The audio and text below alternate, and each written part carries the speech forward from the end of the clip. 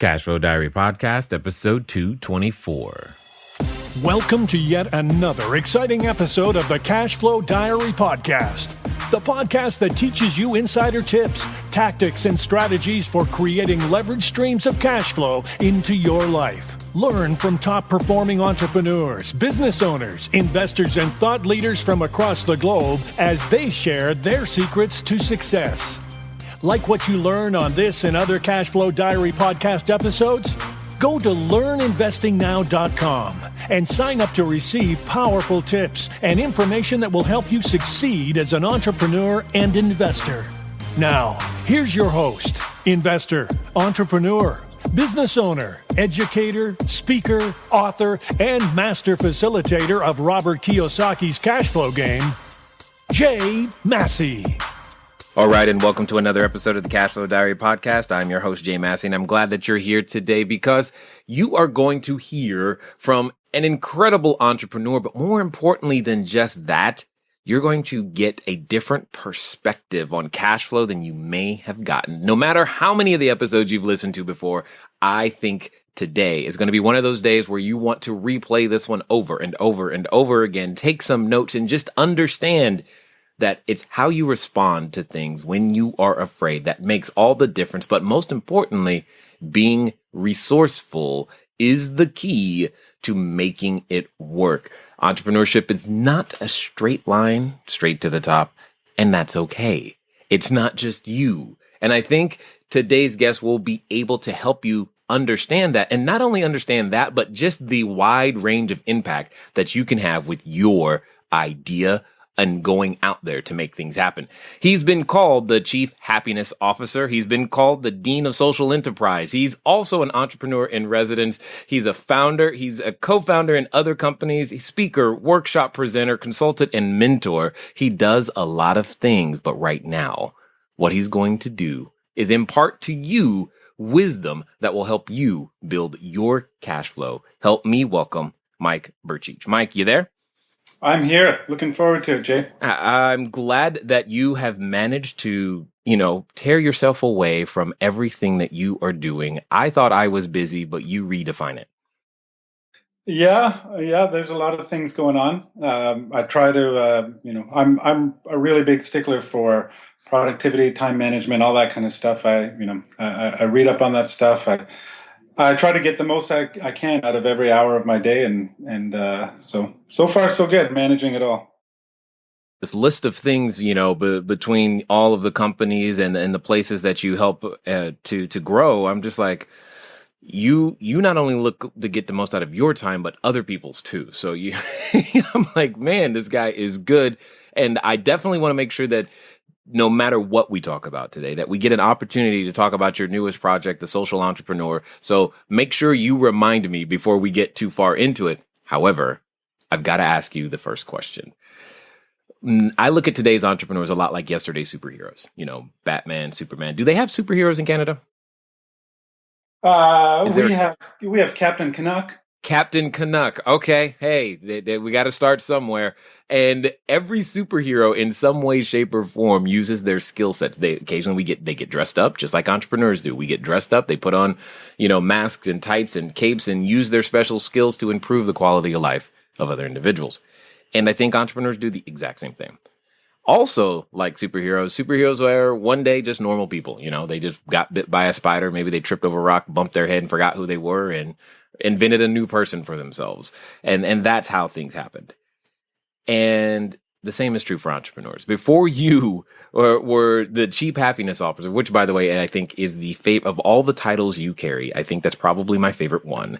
Before you were Chief Happiness Officer, before you were out there digging into the lives of other entrepreneurs and pulling out their greatness and helping them show it, before you were doing the number one mountain bike tour company on earth, before all that, what we want to know is, who is Mike Brcic? Wow, that's quite a interesting starting question. I'm trying to think how far I go back to answer that question.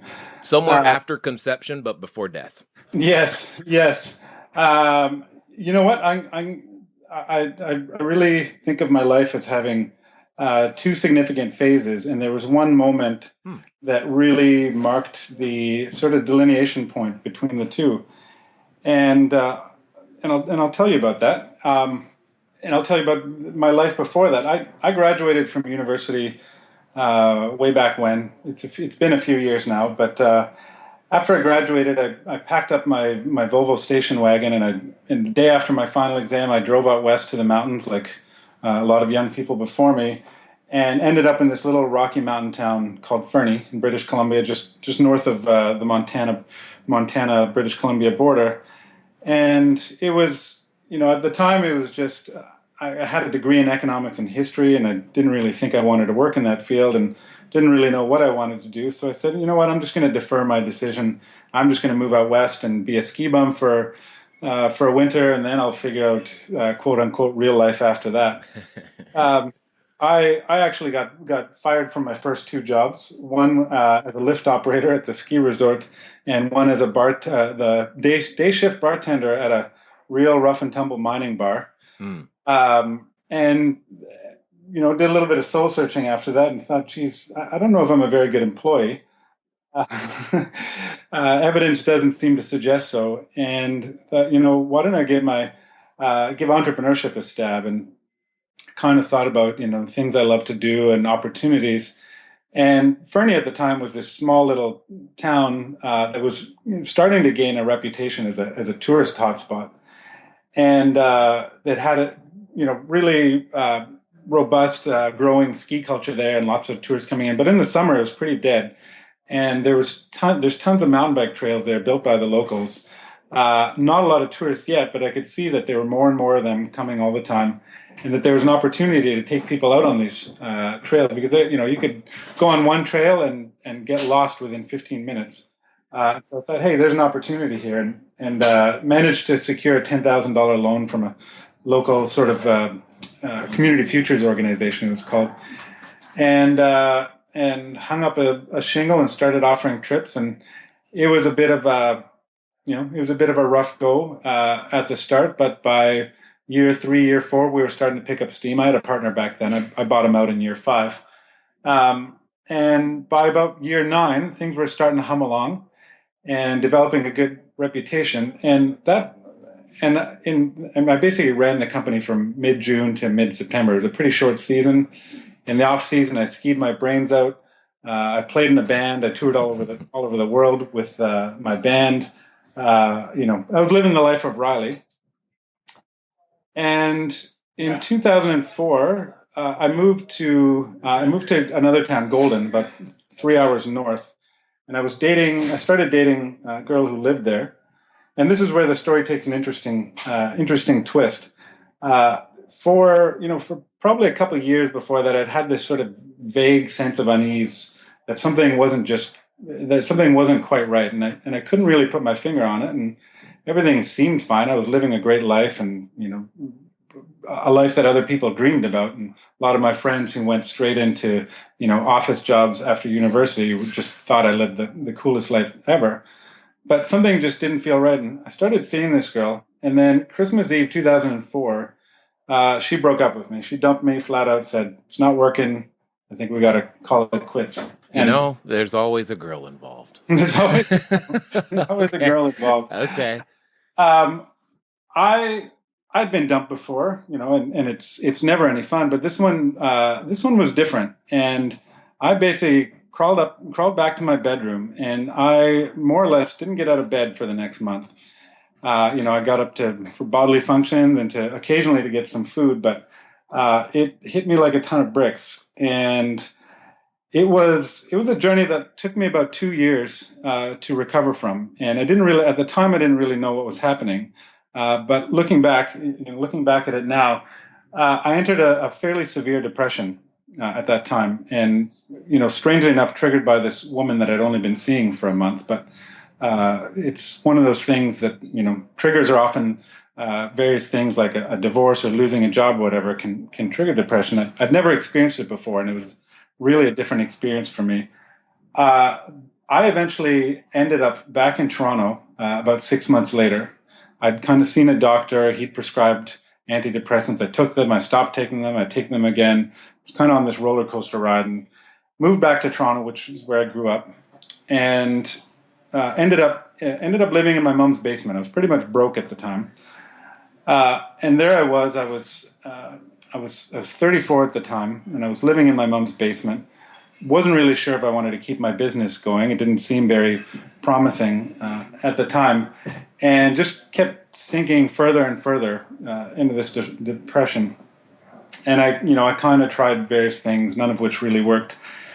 And one night, I'd never really had suicidal thoughts up until that point. But one night I woke up, and I woke up shaking, and I was shaking because I just had this intense feeling of dread come over me that I'd never experienced before. And it was this feeling that everything was just so incredibly awful, and that there was going to be no way out of it. And I had this feeling like, if this is what it's going to be like, I can't possibly take this for the rest of my life, let alone the rest of the night. And I was shaking because I thought, boy, oh boy, I might actually have to do something to myself to stop this tonight. And I obviously, I did not want to end my life.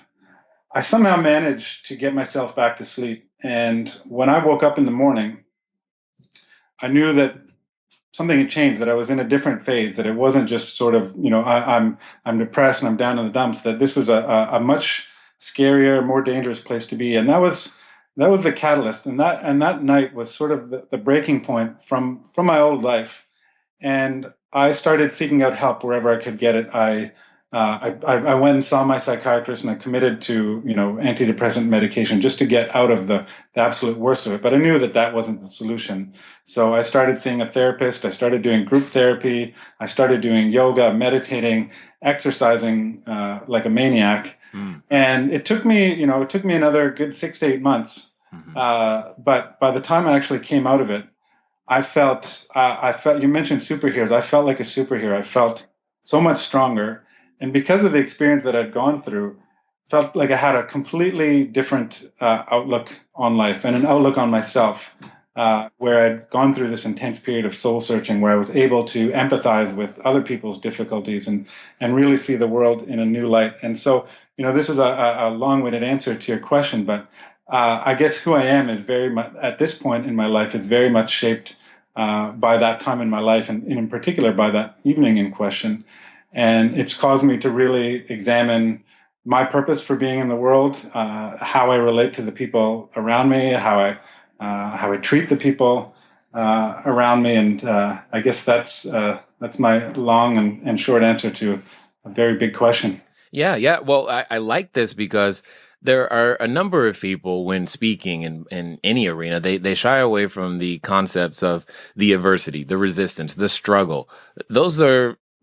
That's kind of how we're refined, that refinement process that makes the entrepreneur you see on TV or on Forbes or in the newspaper, on Yahoo, or wherever you see them, even if it's just a guy doing ads on Facebook, that entrepreneur, that real estate investor, that inventor, that person you see has had many of these things happen in various different ways. And it's only through emergencies do we emerge. And most importantly, find things like you were saying, purpose, relate, learning how to relate to people and be in a genuine relationship. And that's part of what shapes us. So I definitely appreciate you sharing that, so that other people, because I know there's somebody listening who's feeling a number of those emotions in one way, shape, or form about themselves, about their opportunity, or maybe, they just hit a record low on their revenue and like, oh my God, what's really going on? All of those things happen, but there's something I want to back up to. You threw it out there really, really fast. It sounded like you started this business with a $10,000 loan and an idea. That's all I heard. Is that accurate? Yeah, that's pretty accurate. I like it. The part that's missing from the equation is I convinced a good friend to join in on the journey with me, and he was around for about 5 years. He left to go to chiropractic college, but Yeah, I still have a copy of my first business plan. This was 1996. And it's funny, it's like Comic Sans font, and it looks ridiculous. Right. But it's funny to go back and look at that business plan. I just typed up a 5-6 page business plan, put in my application to Community Futures, and said we need 10 grand to get this thing off the ground. And it. I wouldn't say we spent that 10 grand wisely, but we certainly learned some lessons along the way, and it was the initial spark that we needed to get going. And it's funny, our first summer, we had a grand total of one client, one customer. Nice. For Nice. a 1 day trip. I think it was like $100, something like that. Woohoo!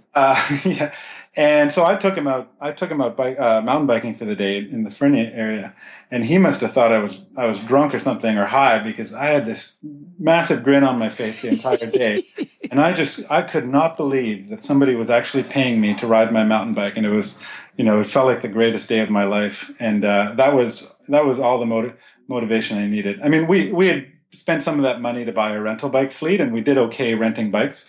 We didn't really do so well on the tours until about year 3 or 4, but boy, oh boy, was that a good feeling to just get paid doing something you love. Exactly. I think many people can imagine that. It's like, I cannot believe that people give me money to do this very thing that I would do for free, but oh my God, this is awesome. And we don't realize the value that we can create just in our own joy and the things that we care about. But yet you decided to go through this transition. And that's really what I want to talk about. Okay. So you're on the other side of what I call these inflection points, or these superhero moments, if you will. There's this moment where, every superhero goes through, they realize, hey, I have a special gift. Hey, I'm different in some way, shape, or form. Now that I recognize and accept that I am different, I need to go out there. I'm going to choose to go out there and use my differentness in such a way to be able to help other people. What I want to hear is how you came to that decision and deciding to take this new version of you. So we'll call it Mike 2.0 and go out there and do something with it. Wow. I think the first step for me was to really just get myself as healthy as possible.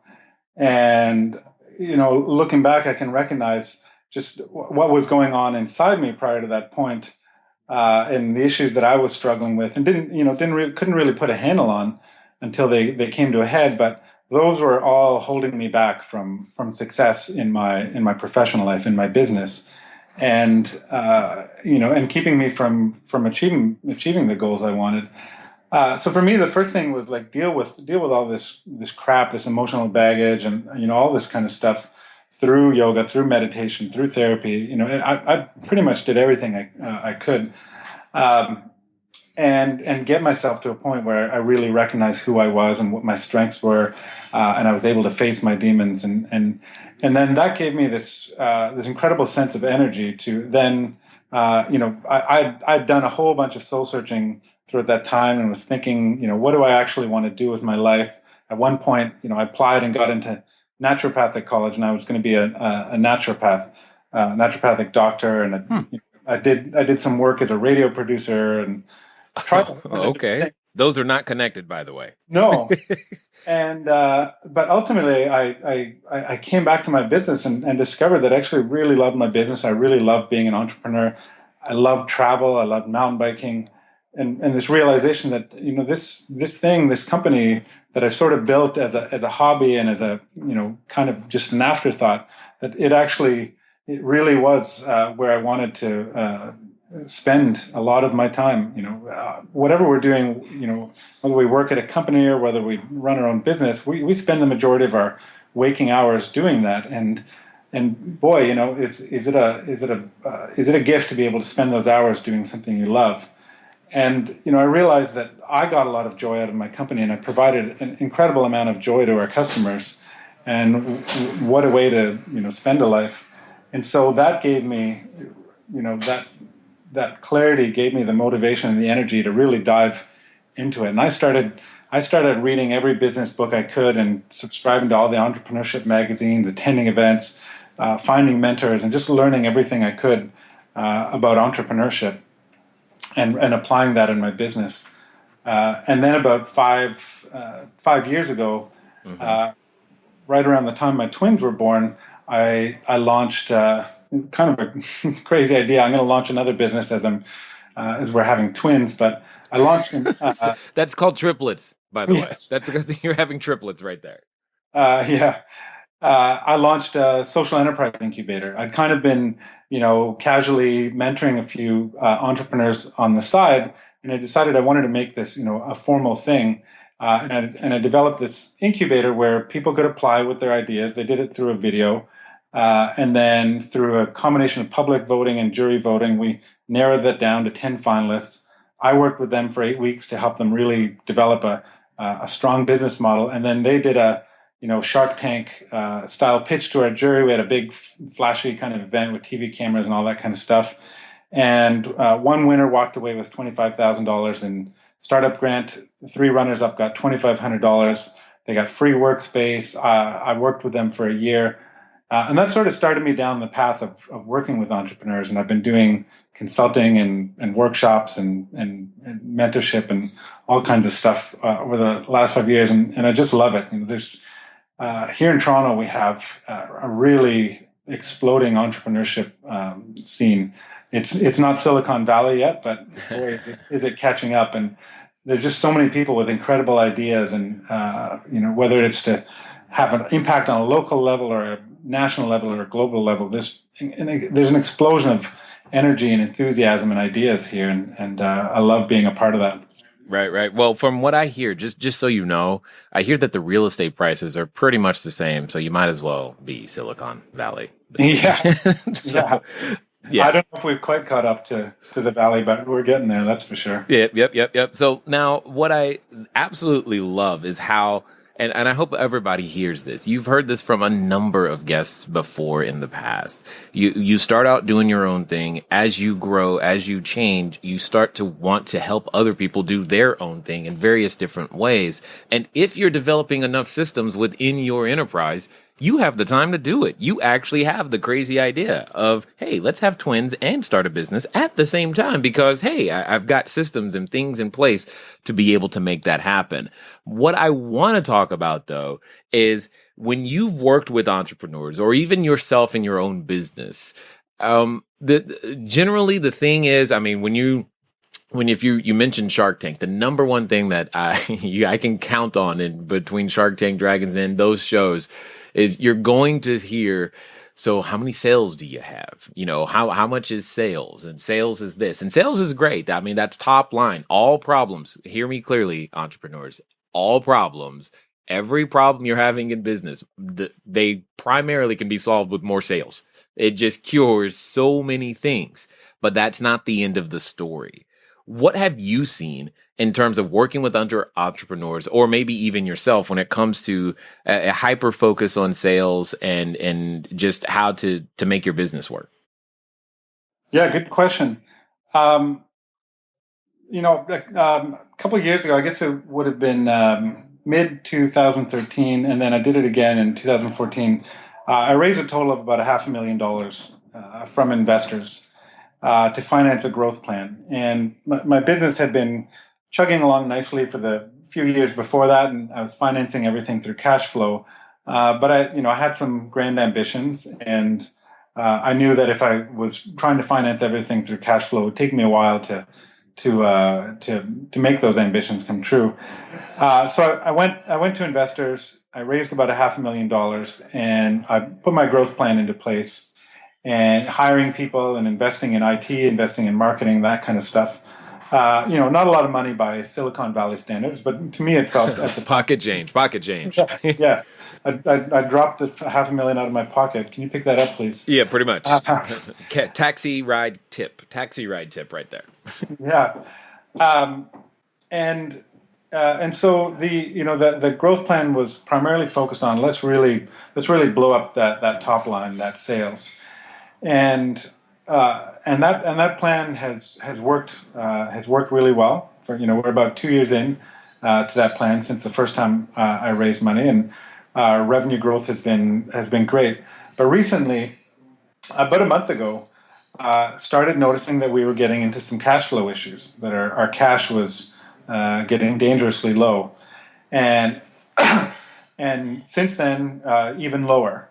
I had thankfully, back in the days when I was flush with cash and things were good, I went to my bank and I managed to negotiate a nice big fat line of credit, just so I could prepare. I knew that, I'd been doing it already for 16, 17 years at that point. I knew there was always big ups and downs, and that a down would eventually be coming, and I wanted to prepare for it. So managed to negotiate a nice line of credit. And then, about a month ago, things started getting negative, and then since then, we've gotten into the line of credit, which kind of shocked me because sales have been growing, and I started really digging into it and realizing just how much that focus on sales had forced me to get really sloppy about the bottom line. And I'm pretty religious about metrics and key performance indicators. I have a big fat dashboard, full of all our marketing metrics, our sales metrics, our customer ratings, all that kind of stuff. I don't have financial metrics. I mean, we track our sales, but I don't have my net revenue on there. I look at a profit and loss statement, at the end of our fiscal year, and I realized just how crazy that was. And I started digging into that, looking at our operating expenses, looking at our cost of goods sold, that kind of stuff, and realizing, boy, were we wasting a lot of money, and we hired more people than we actually needed. And so I started looking at all that and finding tremendous opportunities for cutting expenses, cutting our cost of goods sold, and the turnaround has been incredible, just in terms of where we're going to be at this point next year if we maintain the same, even if we just maintain the same sales, let alone keep the pace of growth. It'll be a dramatic turnaround simply because I'm finally paying attention to costs. And I think that's where a lot of entrepreneurs really fall short, is they don't pay enough attention to that bottom line to the cost. They just top line, let's get the sales and that'll fix everything. Well, I can tell you, I'm connected with a lot of entrepreneurs who are going through or have gone through the same experience where they grow themselves broke and they grow themselves out of business. Right. You put too much focus on that top line, and your expenses will keep pace, and sometimes they'll keep pace even more. And it's the same on a personal level, right? You get a big raise, and all of a sudden you start spending more, and you get another raise, and you spend even more, and you get a $10,000 raise, and you start spending $12,000 more a year. And so it's really brought home to me the importance of really keeping track of those costs. I've implemented a new structure based on a book I read called Profit First, and I highly recommend it to everybody. But flipping most entrepreneurs, they approach it from a standpoint of they have sales, and then they deduct their expenses, and what's left over is profit. And often that's zero or negative or very little. The Profit First approach, I really love it. It's taking a look at those sales and saying, how much profit do I want to get? Set a target of 10% or whatever. Deduct that from that, and that gives you an expense number. And then work your ass off to make sure you get your expenses down to that level so you can hit that profit target. And pull that money out of your sales and put it in a separate account and keep it there. That's your profit. And I love that approach, and it's something we're going to be implementing at my company. It's something I've already been kind of doing to some extent at home, but just a bit of a different approach to it. And what I like about this is that a lot of the times, especially as real estate entrepreneurs, and I know a number of you are, not all of you, but I know a number of you are, this is relevant. When you hear words like cost of goods sold or operating expenses and all those types of things, understand it affects you and I just the same way. When you're looking at negotiating your invoices, if you're running large multifamily complexes, look at your service agreements. I promise you're probably paying too much for your trash and sewer right now. I'm almost certain of it. Second place is you're looking at your taxes, your property taxes, to be specific. Guys, for those of you that are already members, you know what you need to do in terms of how to challenge and lower those expenses and cutting those costs. Those things are key, and they're definitely there. And you need to know the process and actually make that happen. But yes, sometimes that also means personnel. It's not fun. It's not exciting, but sometimes that means you have one too many persons in one particular department or on one particular building, et cetera, et cetera, et cetera. This is just part of the business. You got to pay attention to all of those, because as real estate entrepreneurs, guys, we can get very swayed by that top line because our top lines are so stinking huge. Because especially if you're doing apartment building, right? The top line looks great all the time. The question is, what do you get to take home, and are you paying attention to it? Mike, what I heard recently, one of the best gifts that an entrepreneur can have is running out of money. How do you feel about that?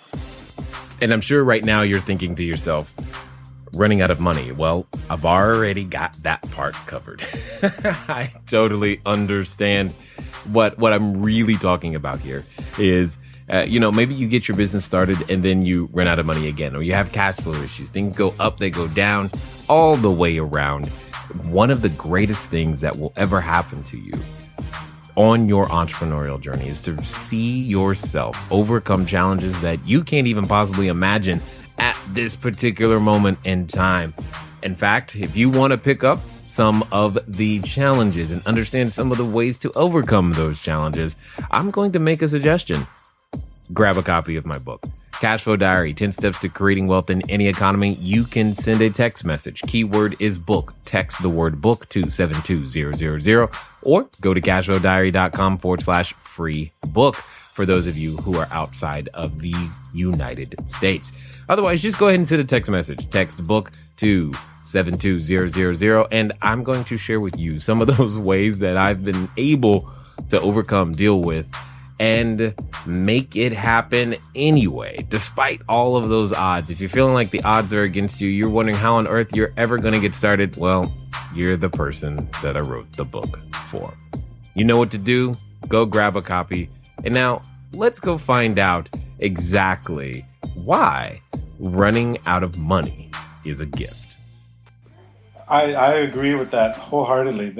This experience over the last month or two, I see it. I came to the same thing that I went through personally when I had that big wake up call from the universe. It sort of shifted my attention to where it really should have been. The same thing with my business. This has been a fantastic wake up call for me to think. You really the number one function of your business, it should make money. If you're not focusing on that, and again, we've mentioned it before when we were chatting. Some businesses, I'm thinking of Amazon, Groupon, they can just keep bleeding money forever because investors are going to just keep piling money in. I mean, eventually investors are going to stop, right? And those businesses got to figure out a business model where they're actually making money. You just can't keep losing money forever. The market's not going to support you forever. Number one function of a business, it should make money, because if you want that business to continue, keep providing a livelihood, keep having impact on your customers, that kind of stuff, you got to keep making money and paying those bills. And just going back to what we were talking about, expenses.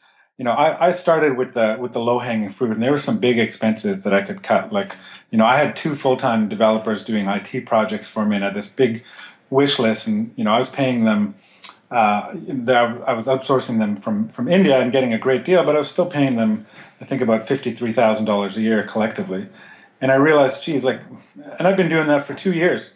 And I realized, I've got this big, crazy laundry list of projects, and really, I don't need half of this stuff. So I just went to one developer half-time, and boom, cut $40,000 off of my payroll right there. And there were some big ones like that. But then I started diving into the little ones and started looking at, my income statement line by line. And, I use QuickBooks online, so it spits out the report, and then I can click on any of those line items, and I can see all the things that make up that item. So, I click on telephone, and I look at, we spent $1,000 last year on long distance. That's crazy. We don't really do that much calling, and our incoming calls are free with the package. Right. And I realized, we work out of a co-working space here, and we were just using the phones here, and we were paying these outrageous rates. And so I signed us up for an online phone system. It just gives us a number and a code that we punch in, and then we dial the number. And now we've gone from $80 a month down to less than $5 a month. Yeah. it's not a huge thing, but you take a bunch of those little ones together, that's all bottom line. That goes right to the bottom line. I mean, we're talking, the stuff that I've done just on operating expenses, $250,000 turnaround. And some of those Nice. are big and some of those are small. But that's money that's, going to end up back in my pocket. Absolutely. Absolutely. Now, Taxes, of course. Well, shh, don't tell them that. Now, and I'm also assuming that you probably discovered a couple of areas of opportunity that are, hey, I didn't know this particular product line or this particular service was doing so well. Yeah, well, for me being in the travel business, we operate about 40 different trips, and those are we have three different business models. We have trips that we operate ourselves. We have trips that we run through local subcontractors, and we have trips that are run through a franchise program. And so all of those have different margins. I started diving into each of them and looking at where the margins, and some of them there was a huge opportunity to really increase our margins. Lower the cost of the trip, raise the price of the trip, all kinds of things we could do there. But realize that some trips we had just fantastic margins on. We certain trips we run we get like 50-60% margins on, and then there's other ones we're only getting maybe 10%, and realizing, boy, we've got a massive opportunity there. Like, these are the trips we really should be promoting. We should hit people over the head with these and saying, hey, check out our Peru trip or our Guatemala trip or something like that. And obviously our number one goal is to get people on the right trip for them. But after that, there's a few options, and we want to steer them to those high margin ones. And same, if you're in the real estate game, you might have some properties where you're earning some fantastic margins, and try to find some more properties like that, or and really understand your numbers on a property by property level. Right? Absolutely. You are speaking my language. That is the language of cash flow, of course.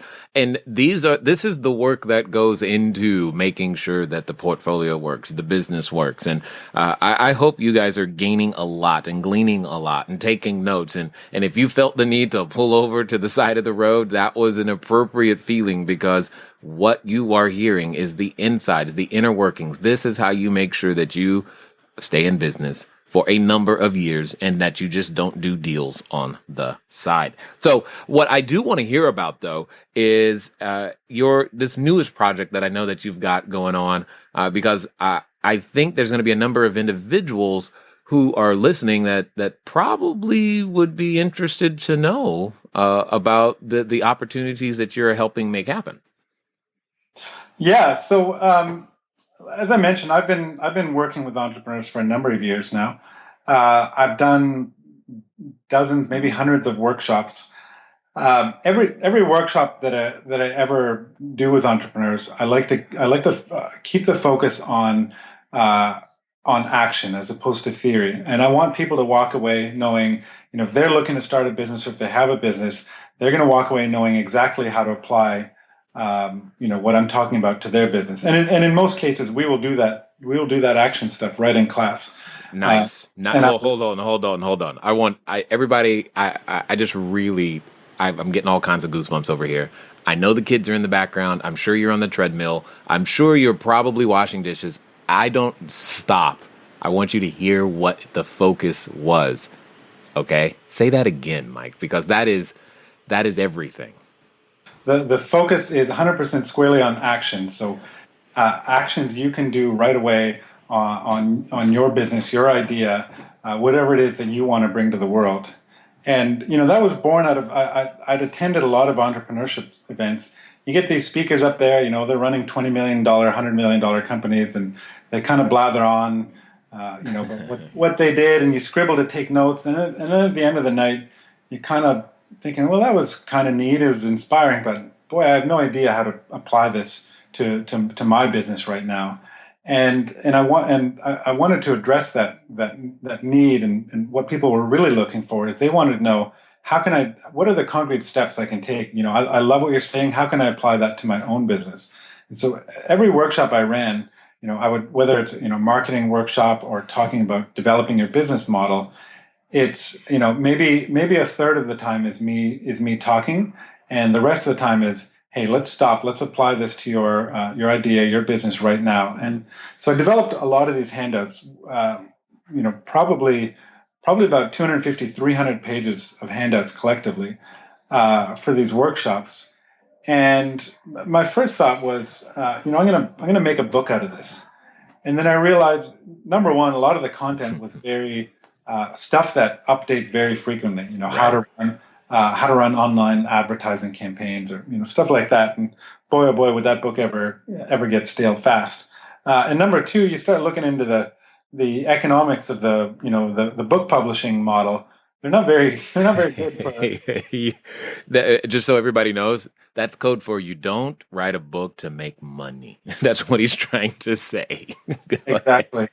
Uh, it's a good calling card. It's great for credibility, but not, unless you're on the New York Times list, you're not making any money out of that.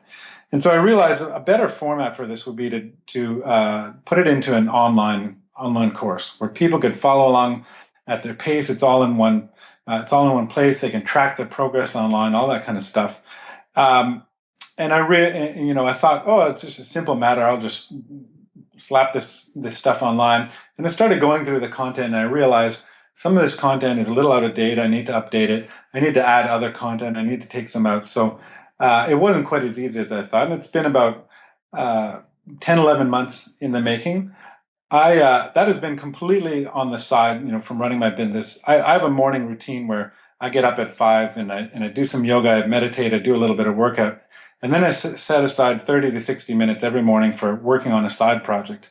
And this has kind of been the main focus of, this online course has been pretty much used up most of those 30, 60 minutes for the last 11 months. But I guess that's another thing, that I wanted to. People always talk about, I want to write a book, or I want to do a movie. I have no time.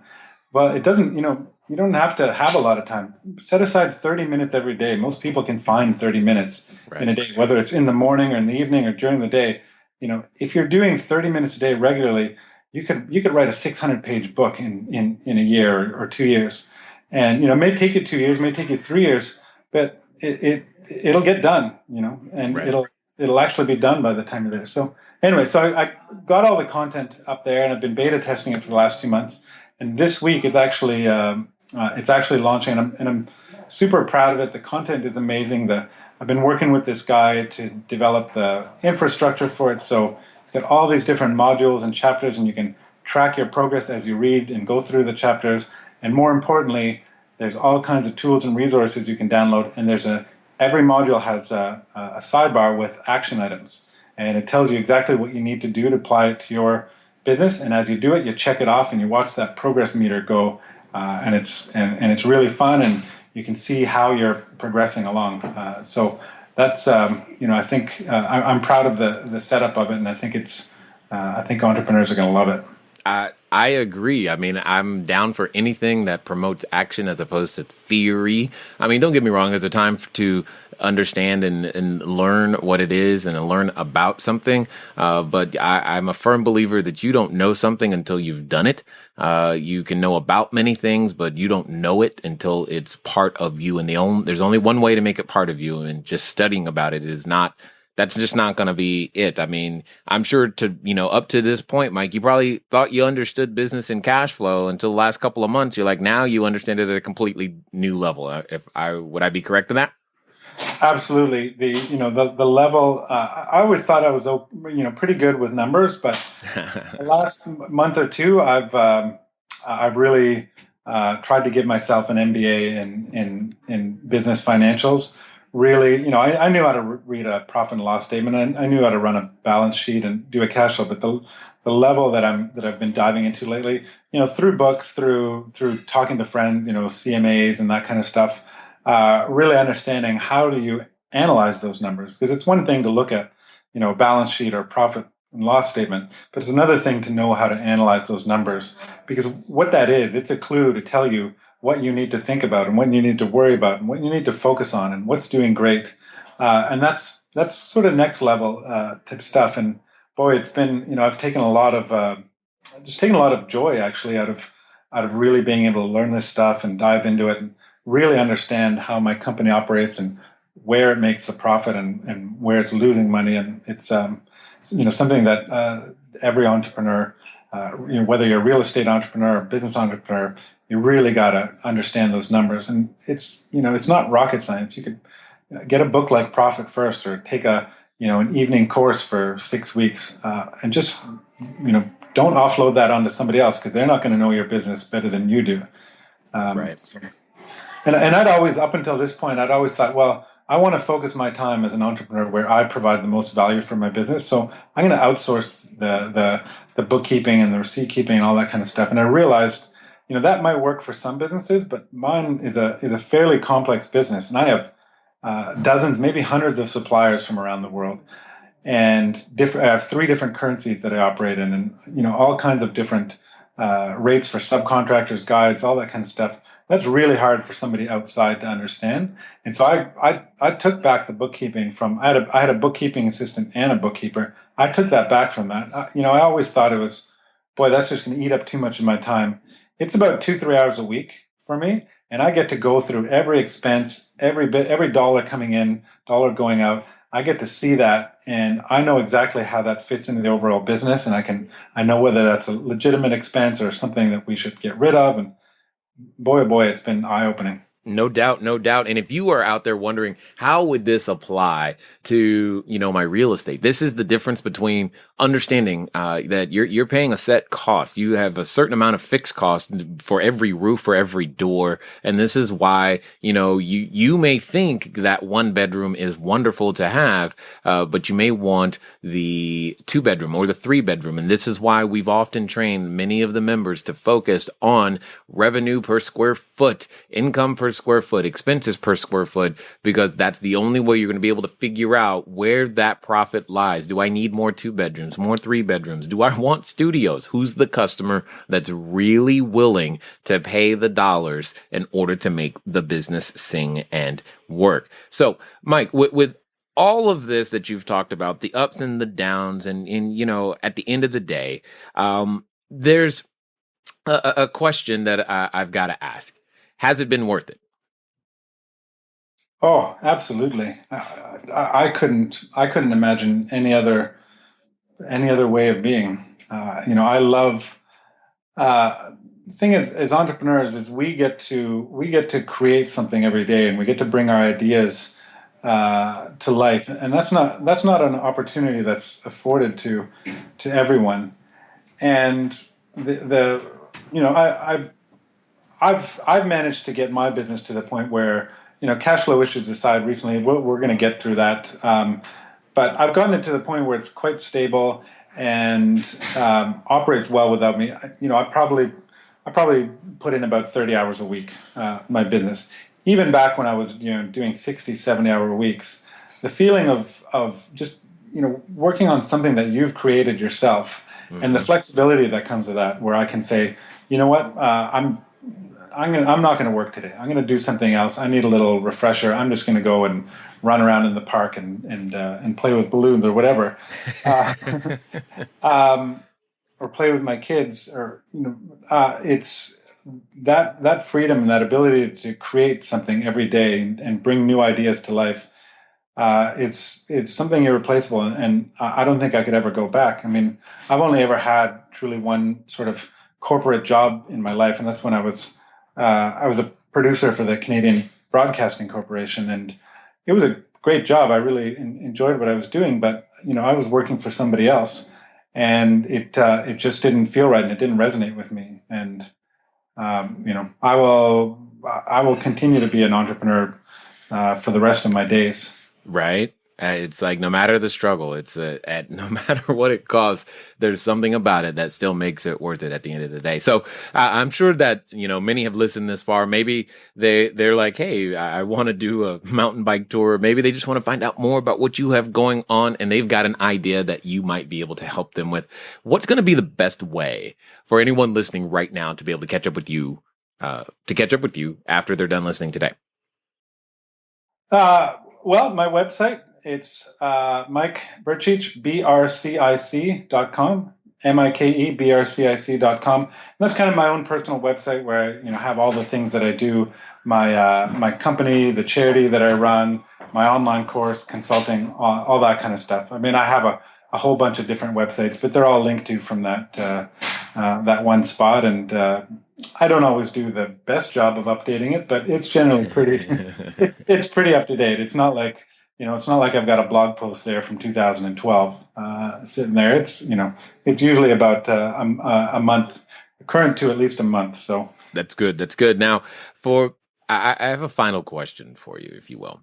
There's probably a person or two listening, and I'm sure you've dealt with them as well in all of the incubator clients and things that you've helped over the time. There's a person listening right now who they're thinking about becoming this superhero for the first time, or maybe again. Maybe they took a few hits and they're like, okay, I'm gonna put my hat back in the ring, or maybe they're like, I'm really gonna step forward this time and make it happen. I am tired of this idea bugging me. I am pregnant with ideas. It's time to give birth. However, in the back of their head, Mike, they got that voice, and I know you are intimately familiar with that voice that always comes up just before you're about to have that breakthrough, just before you go out there to become and step into the greatness that you were born to be. That voice that often, too many times, we listen to and shrink back and gives us the reasons why it won't work, why it can't happen, how we're not qualified.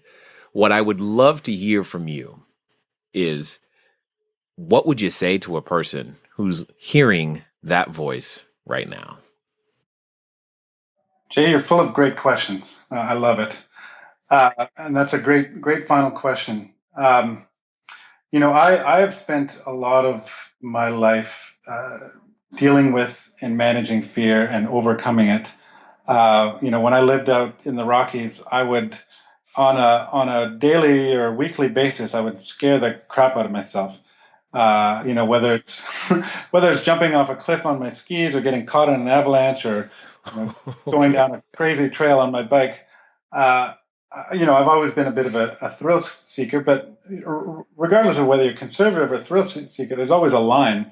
There's always a line, and when you cross that, when you're up against that line, you're scared. You're scared, and that fear is telling you to stop what you're doing. Sometimes that, when there's been times when I've gone over cliffs I shouldn't have, and I should have listened to the voice. But I've tried to learn from that sort of physical approach and that sporting approach and apply that to the rest of my life, and use those lessons in overcoming fear in the rest of my life. And for me, whenever I'm thinking of embarking on something new, typically when I hear that voice of fear, that voice of quote unquote reason telling me, what do you think you're doing? Oh my God. Often I take that as a clue and a sign that this is the right way forward, because that's kind of a natural self mechanism. It's funny how as humans, whenever we're contemplating and on the verge of doing something great, that's when the fear kicks in the most. And I take that as now I've gotten to the point where I take that as a sign. Boy, this is the way forward. You have to break through that fear and charge through it. And one of the ways in the classes that I teach, I try to get my students comfortable with fear, with dealing with fear and managing it. And I give them little fear challenges. Tim Ferriss does a good job of in his book. I think it's 4 Hour Body, or maybe it's 4 Hour Work Week. He has all these little fear challenges. But I do things like I tell them, I want you to for next week, I want you to get the phone number of an attractive member of the opposite sex, the same sex, whatever gender they're interested in, and I want you to walk up to a stranger and get that phone number. And it's funny, the reactions I get from students, they're like, oh my God, I was completely terrified, but I wanted to do it and I did it. And boy, in some cases it's hilarious, the reactions they get, but in some cases they're just like, they're blown away that, something that they never would have done before, they're able to do it. And they're able to apply that to the rest of their lives. So, figure out what's a small thing I could do that scares me, but that I could do today, and then up the ante a little bit each day or each week or something. Give yourself little challenges, and that's going to help you tackle those big things, the big life things, the big dreams, goals. Nice. I love it. I love it. I love it. I love it. So, and for those of you who, if you're at the gym right now, feel free to take on that challenge that he just mentioned, because you're probably surrounded by someone that would fit the bill. So go talk to them. I'm sure it'll be fun. Now, I also want to say, Mike, I definitely appreciate everything that you've shared today and the amount of information that you've been able to bring in such a short period of time. And just thank you very much for taking the time to share your thoughts and ideas here with us at the Cashflow Diary. Well, thank you as well, Jay. It's been a real pleasure talking to you. All right, ladies and gentlemen, you know what time it is. It's time for you to move at the speed of instruction. What does that mean today? Well, at minimum, it probably means you should pick up a book called Profit First and figure that thing out. And more importantly, just understand, stuff happens when you're in business. You could grow yourself broke. I thought that was pretty funny. And if we've learned nothing else today, that it's okay if you realize that today that you are a bad employee. Just go outside and play with some balloons. It's been fun talking to you guys today. I look forward to talking to you soon. Until next time.